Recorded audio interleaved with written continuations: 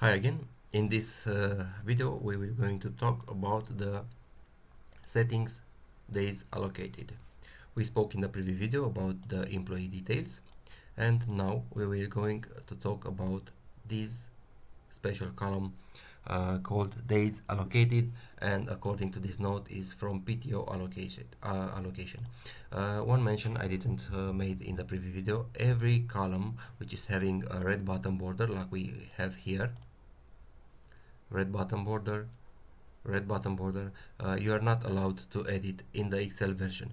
In the Google Sheet version, unfortunately I can't deliver you the, how to say it, the password protected version, because it's changing the owner and you have to protect the sheet by your own. But where you see a red bottom border, you know that this is containing a formula, and those are values you should not be updating or changing unless you know what you are doing. Okay, so going further, days allocated, this is a protected area, and this is automatically triggered from the PTO allocation tab.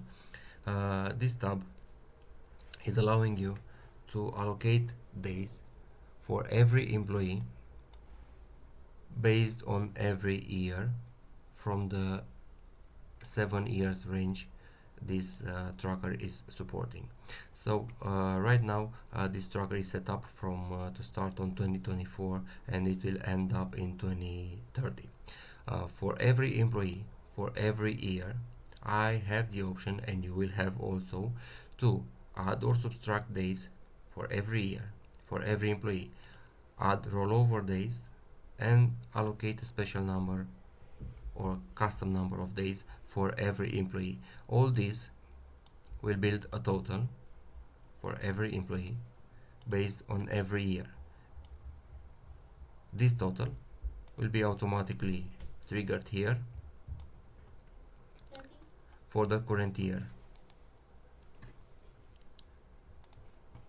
When you record days in 2025, these days will be used when you select for example, let me go in employee per year and change from 2024 in 2025. All the calculations will be done as you see: allocated days 25 days. In the PTO tracker I have a total of 25 days for Jessica Smith, 24 days allocated, and I added an extra day for Jessica Smith for 2025. So in total is 25 days for Jessica Smith. If I switch back, I want to see for 2024, we see that Jessica Smith is having allocated 23 days instead of 25. This is remaining exactly as it is, exactly as I allocated days for Jessica Smith, but the system recognize that we are using the 2024 year and is using the total from 2024. So you can do whatever you like for every year, for every employee. When you go to see the stats for any month, for any year, for any employee, the system will recognize the year for that and use the allocated days for the corresponding year and for the corresponding employee. Okay, I hope this is clear, and I know this is more than useful for every one of you, because so far we had the system that you allocated a number of specific days, 25, and those days were used for all the years, like 6 we had in the preview version, and you could not allocate extra days, you could not roll over days from one year to another, and so on. Now with this new feature, you can do whatever you want. You can roll over, you can allocate, you can add or subtract.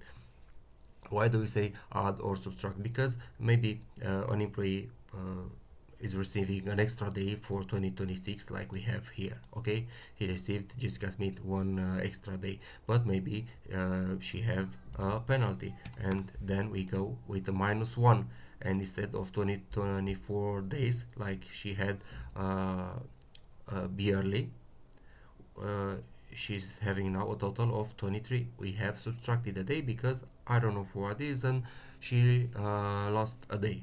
Okay, I hope that's not the case, but you can use it in case you need. add or subtract. Okay, let's go back to one extra days because she is a gorgeous employee. What do we have here further? In this tab at the beginning you have this is the current date, all and it's automatically triggered December 3 2024. This is something that you cannot change. We have this option, highlight years not currently in use, yes or no. If I select no, all the years will be as it is, nothing highlighted. But it's very easy to get lost in all the tables here and in all this data. To prevent that, we have built this option, highlight the years not in use, yes. What that means, it means that this column, this rows, every data from here, and I'm speaking to the row level, okay, will be highlighted only the lines where the data are not taken in consideration based on the today's date.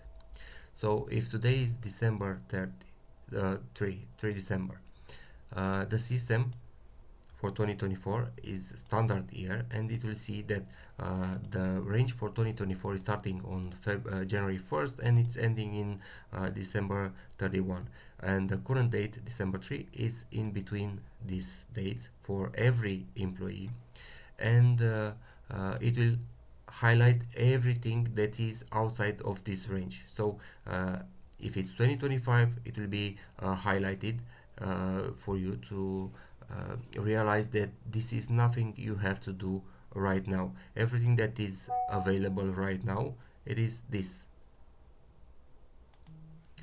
So these vacation days are valid for now because we are in 2024. This option might not seems to be helpful for the standard year, but it is very helpful when it's about the custom fiscal year or the anniversary year, because depending the days in the year, one employee might be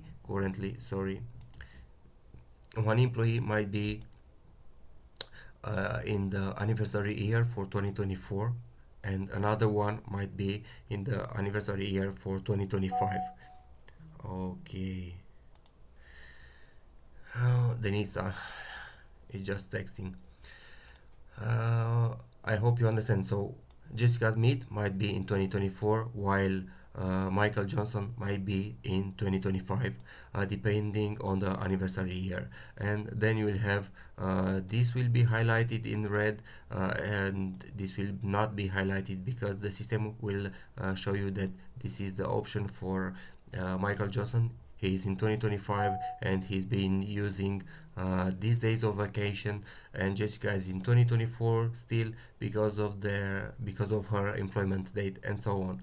But right now this is just pretty straightforward. You are in 2024 because this is a standard year system, and everything will be not highlighted here, and the rest will be highlighted. So we'll only focus on this one.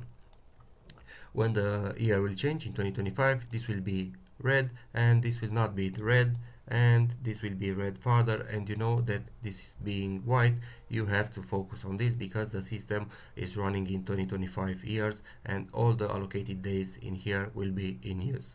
Okay, I hope I made myself clear. How can I help you to understand more? I will record videos for the fiscal and anniversary year, and I will explain this, and you will see it better there. Another feature right here, you see this light red cell, because we have to allocate for every employee how many hours does it work daily. So you can handle a partial time of hours if an employee is working 4 hours, and everything will be calculated, and 4 hours will represent a full day of work for this new employee. Okay, so everything will be calculated based on 4 hours. 4 hours will mean full day of work for this employee. Okay, or 8 hours, the same thing. Everything will be calculated based on a full day of work of 8 hours or 6 hours, and so on.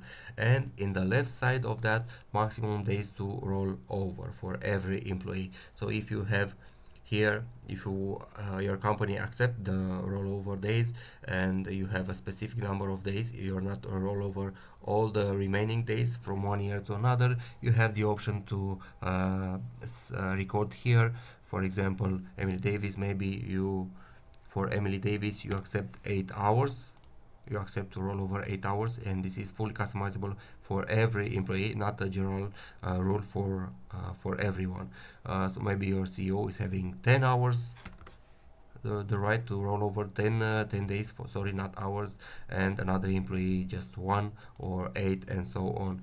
Every time you record here Adobe Subtract, you have a special formattings. If you record, let's say, 11 hours of roll up, you'll see that this is red. What this means? It means that you have rolled over more days than the maximum allowed for that employee. Okay, if we're switching back to 8, for example, we see that everything is okay. Another thing, further, because here I cannot apply this section, I don't have a reference, unused from the preview year. For example, Jessica Smith is having 11.69 days unused from the 2024. Okay, we are now in 2025, and the system is telling us that based on what we have recorded on all her requests of for time off, Jessica Smith has not consumed all the allocated days from 2024. He just used 50 and some partial time off, meaning 2.31 days in full days. So his remaining 11.69 days as to roll over from the preview year. Okay, so we're going to allocate her 11.69 because we want to roll over the entire. The system will make the round, and we see again this is red because it is more than we set up for Jessica Smith to roll over. Even she has 11 days, the system will tell us that you cannot use 11 days for Jessica Smith. Even she has the right to use 11 days because she haven't consumed all the days, but the policy company is telling us that maximum 10 days. So we set up 10 days for Jessica Smith, and the difference 1.69 days will be lost for her because she has the right to roll over only 10 days. And this is done for every year and for every employee. You just have to set up here the maximum rollover days and the number of working hour per days, which will mean full day. Doesn't matter, 2 hours, 4, 6, 8, 24. How many hours does your employee work per day, and how many hours means a full days of work, you record it here. Okay, that was all for the PTO allocation. I hope I was clear, and I know this will be more than useful and more than enough. If you have any other ideas or more needs for this PTO allocation, please don't hesitate to send us a message. Thank you.